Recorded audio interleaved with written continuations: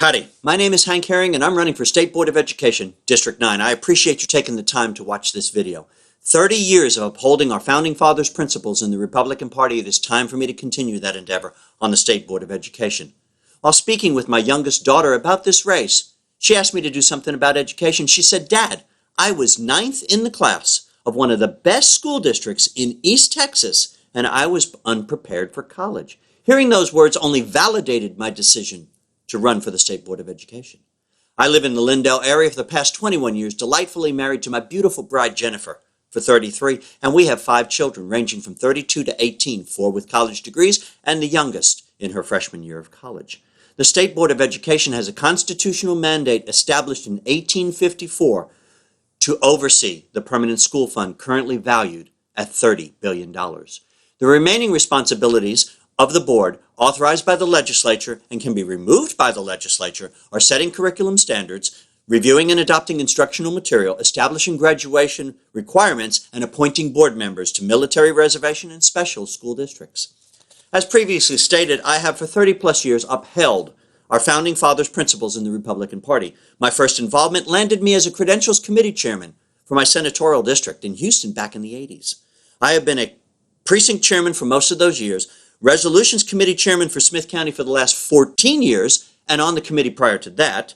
I have also been on the State Credentials Committee once, the State Nominations Committee once, and the State Platform Committee 3 times, and have been a delegate to the State Convention all but 3 times.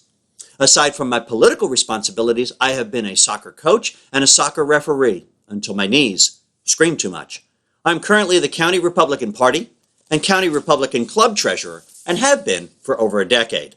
I have also been chosen as the treasurer for the high school referees, the recreational referees, and several churches over the years. About 8 years ago, I was actually treasurer for 4 different organizations at the same time. I have been entrusted by people to carefully watch over funds, which is what I will do to the best of my ability on the State Board of Education. We need people on the board who have the interests of we the taxpayers and no other agenda.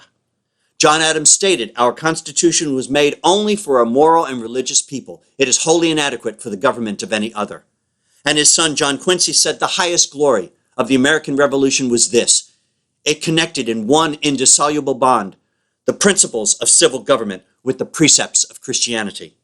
The principles and policies based on the strong Judeo-Christian basis established by our founders must be replicated in the generations following. That is highly influenced by our educational system, and that system must be diligently monitored with wisdom, common sense, and a keen eye on deceptive speech of people with an alternative vision of America. We do not need educrats and educators monitoring educators, but parents and concerned citizens carefully watching for our children's sake, for the taxpayers' sake, and for our country's sake. We, the people, must keep an ever-vigilant eye upon the experts. I thank you very much for your time. May God richly bless you, and may we bless God for all his mercy and kindness. Take care."